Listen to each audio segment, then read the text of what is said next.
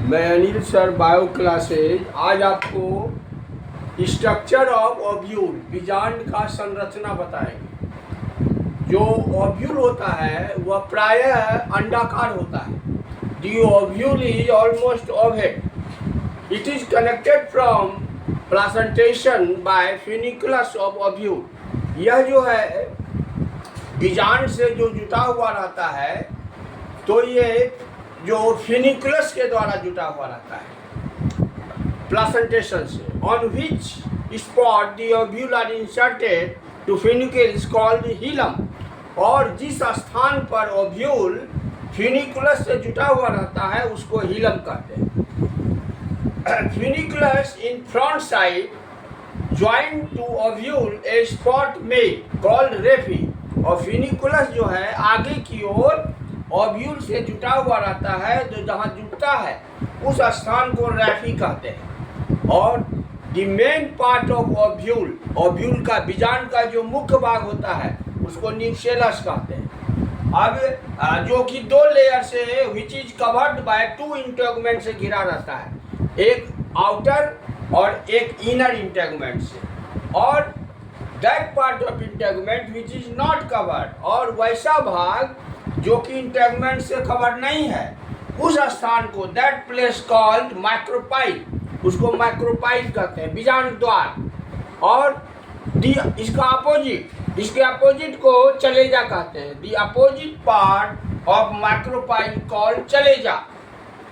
अब ओव्यूल के अंदर, बीजांड के अंदर भ्रूण कोश रहता है। Inside the ovule embryo sac present. और जब एम्ब्रायो सैक मैच्योर हो जाता है, after mature embryo sac is ready for fertilisation, और वह निषेचन के लिए तैयार रहता है। तो ये स्ट्रक्चर ऑफ ओव्यूल हो गया।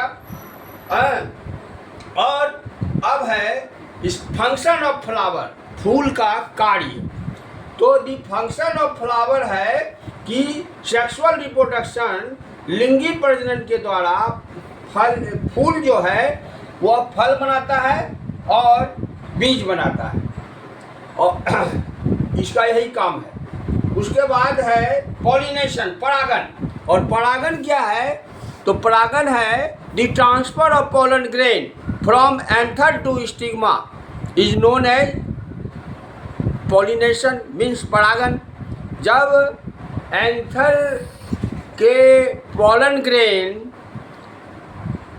वो एंथर से निकलकर उसी फूल के या उसी जाति के दूसरे पौधे पर पाए जाने वाले फूल को परागित करता है, स्टिग्मा को परागित करता है, तो उसको परागन कहेंगे, पॉलिनेशन कहेंगे। पॉलिनेशन दो प्रकार का है, सेल्फ पॉलिनेशन और क्रॉस पॉलिनेशन। सेल्फ पॉलिनेशन हुआ स्वपरागन। जैसे एक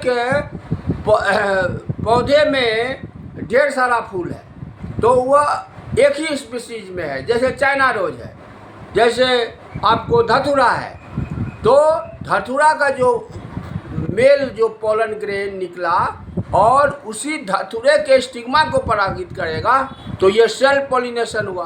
और क्रॉस क्या होगा? क्रॉस में दो पौधा चाहिए लेकिन उसी जाति का होना चाहिए। तो जैसे एक पौधे से पोलन ग्रेन निकला और दूसरे चाइना रोज के पौधे पर स्टिग्मा को परागित कर दिया, तो क्रॉस पॉलिनेशन हो गया। अब इसका विधि होता है, पर परागन जो है ज़्यादा होता है। पर परागन का विधि होता है कि अब यदि क्रॉस पॉलिनेशन आपको हवा के द्वारा होता है तो उसको कहेंगे एनिमोफिली। जितना भी सीरियल्स है, जितना भी दाना है, सब उसी विधि से होता है। फिर 80% पॉलिनेशन कीड़ों के द्वारा होता है, तो उसको कहेंगे pollination, cross pollination takes place by insect called entomophilous. और इसका एग्जाम्पल जो है आपको जितना कीट वाला पौधा है वो सब है। और इसमें क्या होना चाहिए? कलर होना चाहिए, नेक्टर होना चाहिए, है, तो तब वो कीड़ा उसकी ओर आकर्षित, सेंट होना चाहिए। उसके बाद है hydrophily. Cross pollination takes place by water, तो पानी में जब होगा, इसका हाइड्रा और वेलिस्नेरिया है।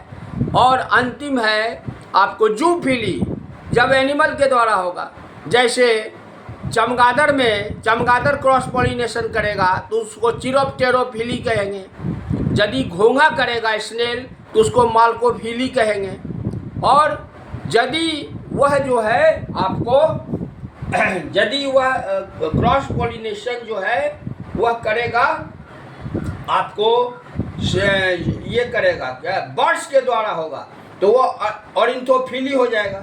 तो इस तरह पॉलिनेशन का जो है आपको ये मोड्स है, जिसमें पहले हो गया एनिमोफिली हवा के द्वारा, फिर हो गया इंटेमोफिली कीट के द्वारा, फिर हो गया हाइड्रोफिली वाटर के द्वारा, और जूफिली में चमगादड़ के द्वारा होता है चिरोप्टेरोफिली, स्नेल के द्वारा माल्कोफिली, और बर्ड्स के द्वारा होता है ऑरिन्थोफिली। तो आज पॉलिनेशन खत्म, अब कल फर्टिलाइजेशन बताऊंगा। Thank you.